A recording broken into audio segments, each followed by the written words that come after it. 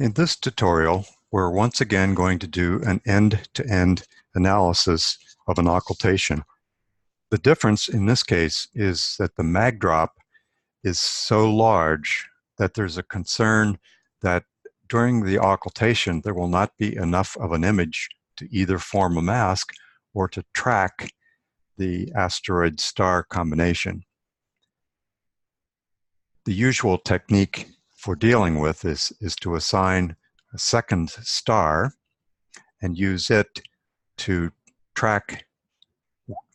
lock the other apertures so that it will track the tracking star. So step one, we'll open our AVI file.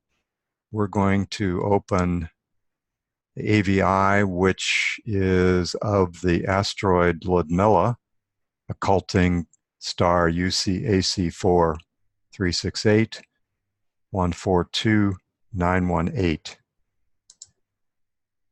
There it's opened. As usual, our first step is to turn that into a folder because of all the little bits that need to go along with the AVI. We'll accept the default. And there's our video. Now, we can see that there's a timestamp in there. Fortunately, this video was taken with a tool chain for which we already have set up an OCR profile. I'm simply going to load it. If we zoom in, we'll see, in fact, that the boxes are well adjusted with respect to the characters.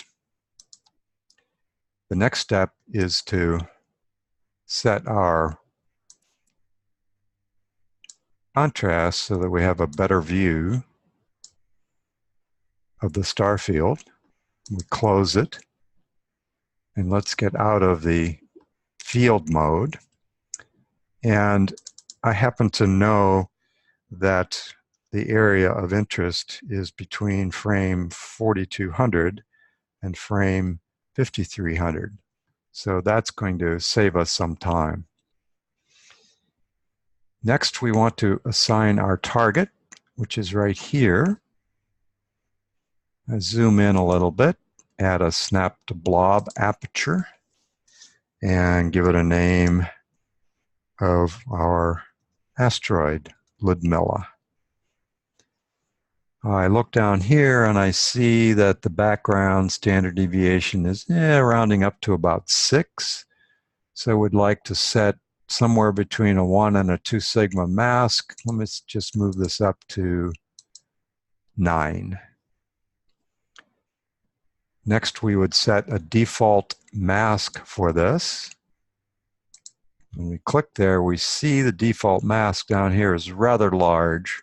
Since we're expecting this to get quite dim during the occultation, we will instead select a radius for the default mask of 2.5, and that looks a bit more reasonable. Going back to a view all, I'm going to choose this as our tracking and reference star. So I'll attach, open a snap to blob aperture there, and we'll call it tracking reference. And once again, we see the standard deviations around 5. I'm just going to go up to 2 sigma for that threshold. Now, as we don't expect that star to ever disappear, I'm not going to do anything with the default mask. Instead, I'm going to take the critical step of turning this into a yellow aperture. The presence of a yellow aperture with other apertures in your image locks all apertures into a constellation that will translate as the yellow aperture translates in X and Y. Should you have a video that's long enough that you might expect the field to also rotate, you should assign a second yellow aperture. Then your constellation will be locked to following not only the translation of those yellow apertures, but also any rotation that they undergo. So we are now ready to begin our analysis. So we've just gotten started. We'll do just a quick initial check to make sure everything is going along okay. I'm noticing that this is an integrated video. We see these blocks of 4. We can deal with that when we finish the analysis in PyOTE.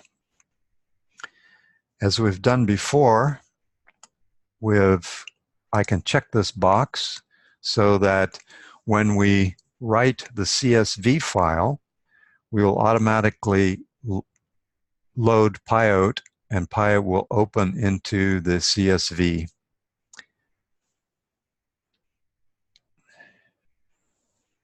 We're making pretty good progress. Let's check once again. I'm looking and I see that our timestamps, they look like they're coming along fine. We got 95, 96, 97. Those are good scores. Let's see what our image looks like. Aha, so we've already gone into our occultation. And we had a couple of black triangles where we had to jump into our default mask. But when we look down here, we see that, yep, we did a pretty good job of setting a default mask size. So we've got a couple hundred more frames to go, and then we'll be ready to write our CSV file.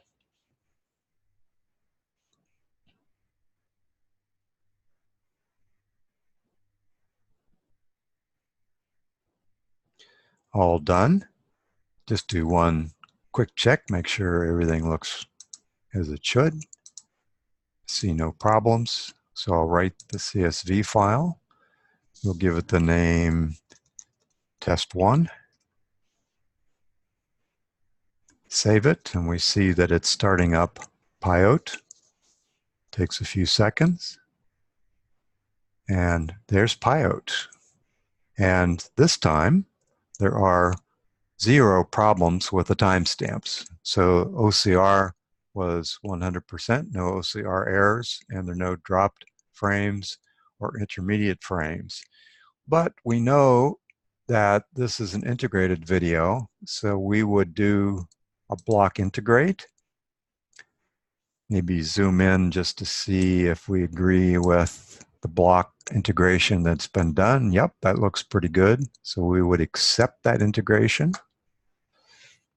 To get our solution, we would help PyOTE by marking the D region and the R region since they're visibly so obvious. We would find our event. We would click on Write Report,